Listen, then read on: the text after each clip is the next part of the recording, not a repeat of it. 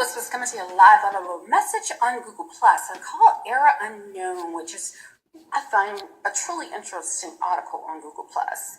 And I'm going to read a portion of it. It says, Era Unknown. Anyone who uses a computer will be familiar with the message of an era unknown. And since everything in its sensory world must symbolize a greater truth, what is the unknown era of existence?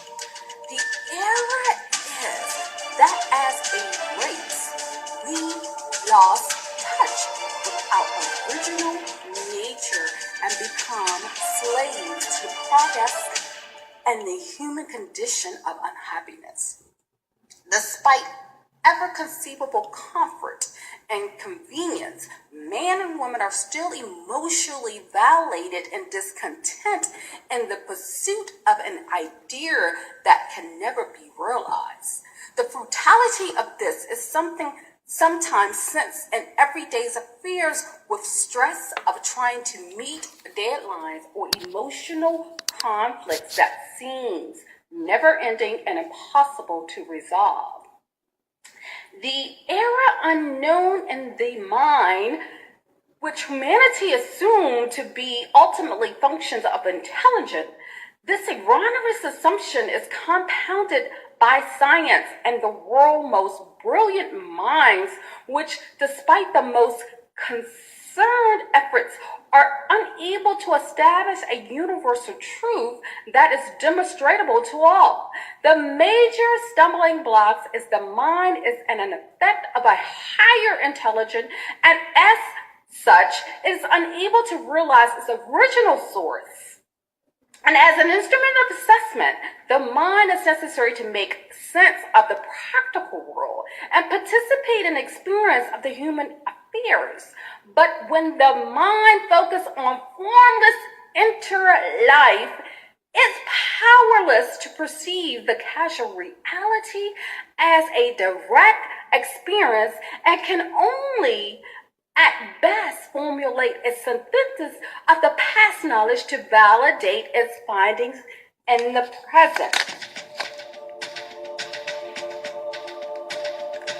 Behind the mind is the intellect, the reality within everybody, whereas the mind can only function in movement such as thinking and imagination. The intellect is attuned to the stationary world of consciousness and never moves. The mind is restricted to what can be known and understood, but the intellect has no limitations and enables the realization of which is unknowable to the mind. People actually vacillate between the two modes of intelligence most of their lives, but rarely are they able to differentiate between them. When the mind is still, the intellect is the prominent mode of intelligence, giving depth and insight beyond the ordinary to original ideas that contain elements of inspiration and genius. This is because the intellect is able to bypass the time lag of the mind and the function and the immediacies of the movements to reflect the direct knowledge of reality. I'm just going to read a little further down. The solution for the error requires a special kind of download to fix the malware that has corrupted the interworking of the human system. The fix involves a radical departure from known to the neutralize of the distortion and the negative effect of the violence. The malice software has been programmed to the brain and humanity concepts of death. The dilemma is to perpetrate its own existence, but it's all but a case of mistaken identity with death perceived as something censored within the truth and just the opposite. We are all familiar with death in our own experience and in touch with its benevolent qualities every moment of our existence. As a practical self-cleansing agency, death breaks down the solitude of matter. Otherwise, the surface of the planet would not be littered with rotting flesh. But in addition to the physical function, death is also an infected psychic presence able to neutralize the negative effects of the past. This transformative energy is experienced, for example, when making a clean break from an oppressive situation, and is registered as a restorative surge of well-being when the death energy is blocked. However, the shadow effect is felt to be clogging and oppressive. The word error says that the dictionary meaning of the deviation from the truth, and in Old English, to wander.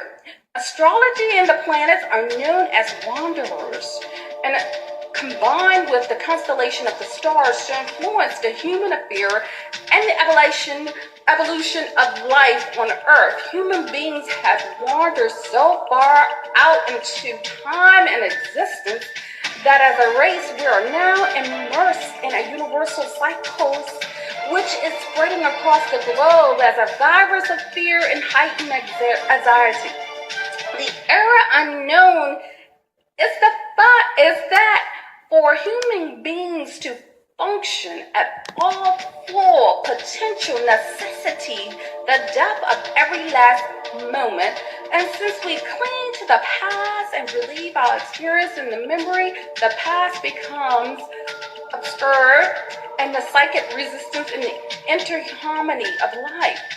The result is a living death that is the scourge of humankind. The earth is indeed the home of humanity, but not exclusive to the rest of the universe. The solar system and the stars are much part of the spiritual identity, as our earthly genes are hereditary traits that can be traced back to the first microbe.